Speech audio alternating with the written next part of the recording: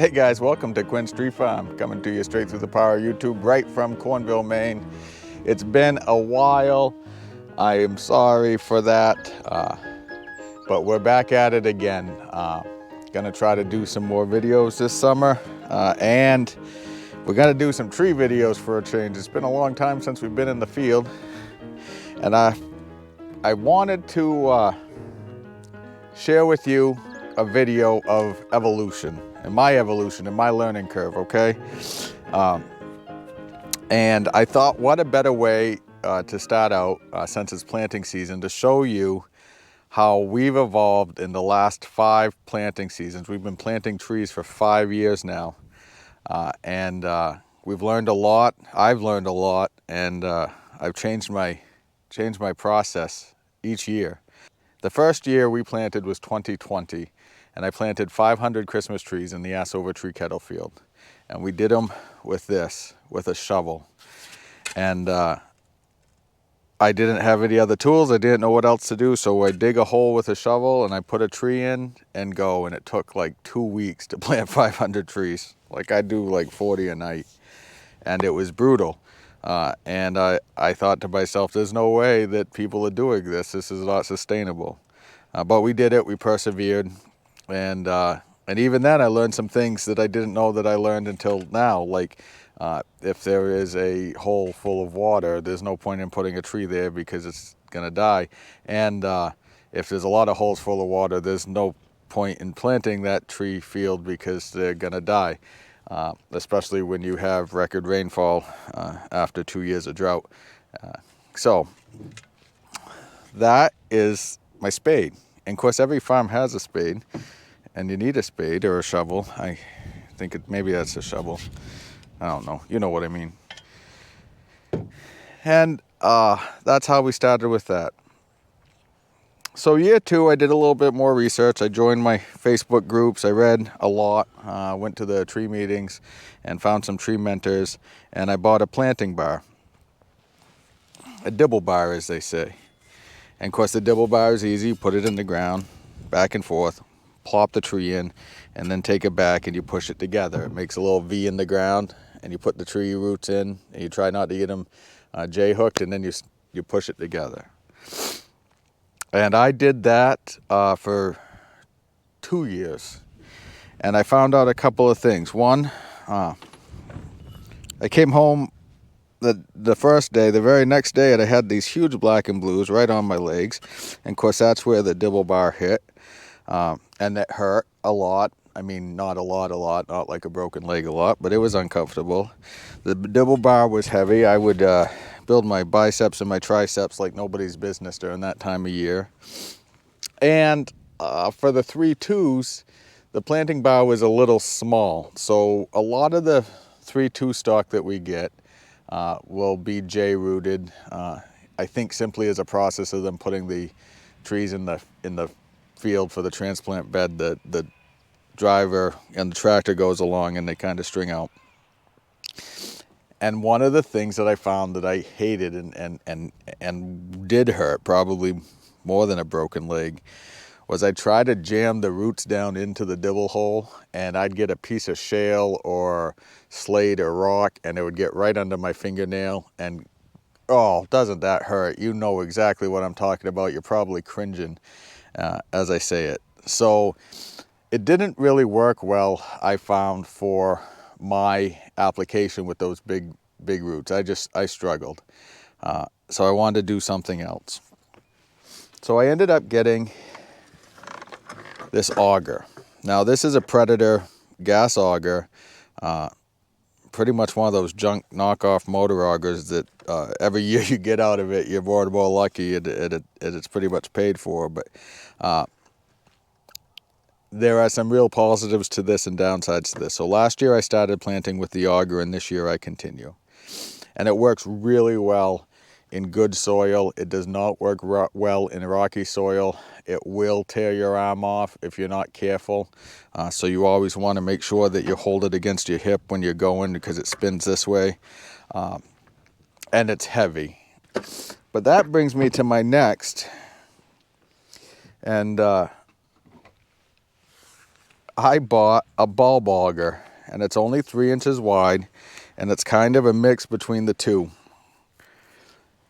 The only problem with this is it doesn't work well for those big 3-2 transplants, but the 2-2 transplants that I got from Berkey's, it works really well on, and it's much lighter, and you can go and you can fly through, and it gets you to the right depth. You know, I'm only going down 8 to 12 inches in an auger hole. That's it. I don't need to go any farther. Christmas trees are shallow rooted trees, and they're not going to go way down into the ground. So it works really nice. And where it works even better is I found in my transplant beds that I make, it works tremendously well. It's the perfect size, and it's definitely a tool. So much so that I would like to invest in try to find one of the bigger augers and maybe switch to a battery operation. So let's go out in the field and I'll show you how I used each one of these, and then you can decide what you want to do when it comes to your Christmas tree field. So, all right, now the first year that I did this, I measured out with string and a tape measure and all kinds of things, and got just so perfect. I wanted my lines to be perfect, and I was trying to be really positive about it, and I'll show you that has since changed. So yeah, this was my first year, and my God, between the work to shovel it out and then get a tree and get it in, it just took way too long. These are from Downey, bracted balsam fir, but you can see kind of how the J root goes there, and it's a little tough. So with the dug hole, it works out well because it can just go in, and then we just filled it back in, and that's going to take forever to do more than a handful of trees.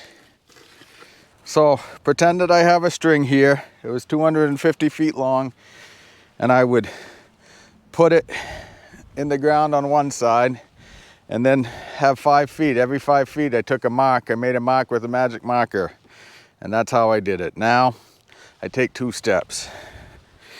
So what I found is pretty much 1, 2 for me is 5 feet, and then you just step on the dibble bar and you make a V, and then you have your trees right with you. And I'm gonna luck out, so I found there's one that has a little bit smaller rootstock, so it will go in easy. And you want to make sure that the roots go down, and I'm going to be careful not to put my hand down in there. And then you just go behind it and you close that up. Give it a little stomp. So it's a lot faster. The dibble bar is probably the fastest way to do this. There's really no two ways about that. It's fast. One of the problems I find is if there's a drought, these will dry out. These holes will dry out. They don't seal up very, very good. And this is just heavy, and like I said, with the big stalk. But all in all, if you're planting 2 2s, 3 1s maybe, and definitely 3 0s or anything like that, you can fly with a planting bar. So I went with the auger, and it's gotten some good time out of it. My feet are about 2 steps is about 5 feet. So 1, 2. Things I like about the auger is once you get used to it, you can kind of feel around where you are in the dirt. So you kind of get a heads up on if you're going to hit a root or something, and it does really well with that. This soil here is really nice. So we just give it a good pull.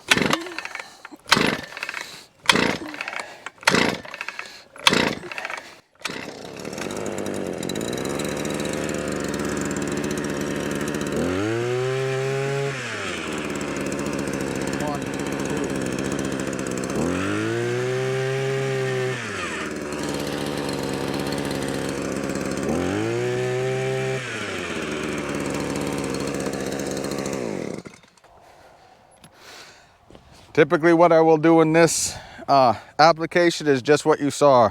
Get the auger going, and I'll do a couple rows, and then I'll get the seedlings out and we'll put them in. And then what I do is I just kind of go in, get them all where they're supposed to be. This works especially well in a cloudy day situation. And then I put them in the ground.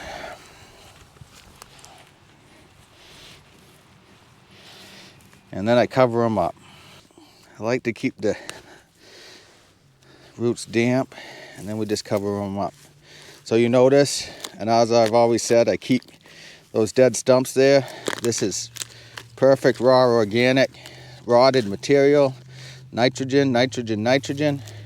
We want that. That absolutely. This is what you tell your customers. This is the circle of life. This is a renewable resource. This is what we're doing. So even when we cut those trees, all the stuff comes right back into the field, right? It's just a revolving circle.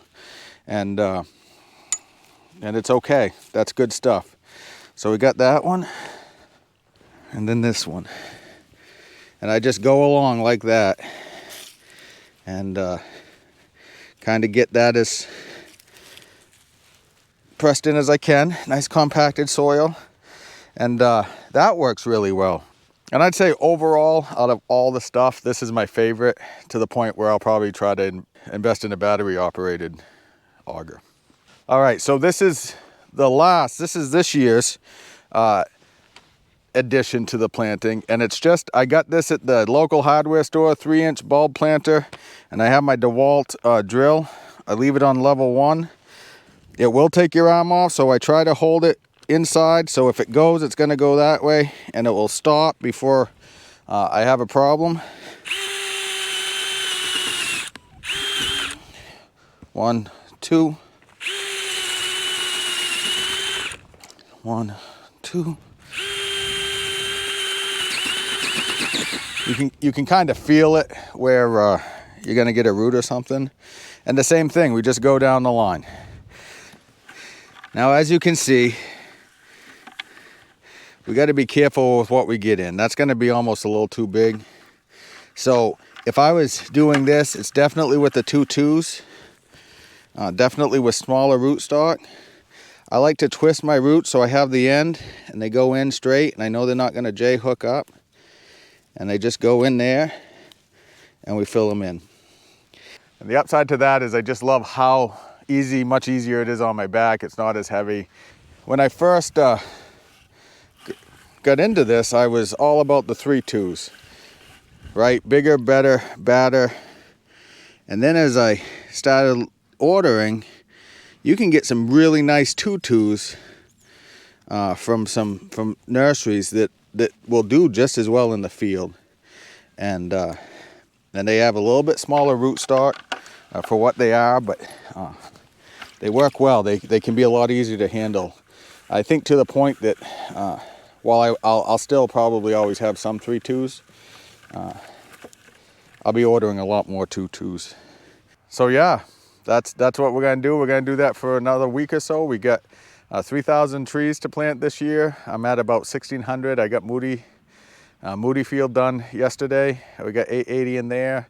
I have interplanted the trees that had died in Mills's because we had a lot of rain last year, and there's a couple of wet spots in Mills's. We put Canaan fir in those because they're more water tolerant. So for the future, we'll hopefully have those thrive. And then we're going to do worldwide headquarters here, the main field here. It's going to get Korean balsam cross over here. And then over there, it's going to be a mixture of MCTA, Maine Christmas Tree Association balsam fir. I have bracted balsam fir with a maritime seed strain from Downey's. And then I have about 100 or so Matt Lacase trees that we have to put in the ground.